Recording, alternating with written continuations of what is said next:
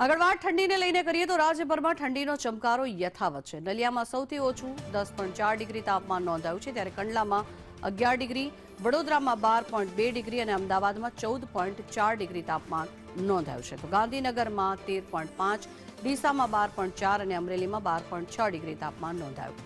ભુજમાં 13.8 અને પોરબંદરમાં 13.9 ડિગ્રી તાપમાન નોંધાયું। તો રાજકોટમાં 14 ડિગ્રી, મહુવામાં 14.9 ડિગ્રી તાપમાન નોંધાયું છે। ભાવનગરમાં 15 અને સુરેન્દ્રનગરમાં 15.2 ડિગ્રી તાપમાન નોંધાયું છે। કેશોદમાં 16.1 અને દમણમાં 16.2 ડિગ્રી તાપમાન નોંધાયું છે। મહત્વનું છે કે જે રીતે આગામી દિવસોમાં હજી પણ ઠંડીમાં વધારો થાય તેવી પણ શક્યતાઓ જોવામાં આવી રહી છે। તો હાલ રાજ્યભરમાં ગુલાબી ઠંડીનો માહોલ જોવા મળી રહ્યો છે। ઉત્તર પૂર્વના પવનો બદલાતા ઠંડીમાં ચમકારો જોવા મળી રહ્યો છે। અલગ અલગ શહેરમાં ક્યાં કેટલું તાપમાન છે તેની માહિતી આપને આપી રહ્યા છીએ। તો રાજકોટમાં 14 અને મહુવામાં પણ તાપમાન નોંધાયું છે।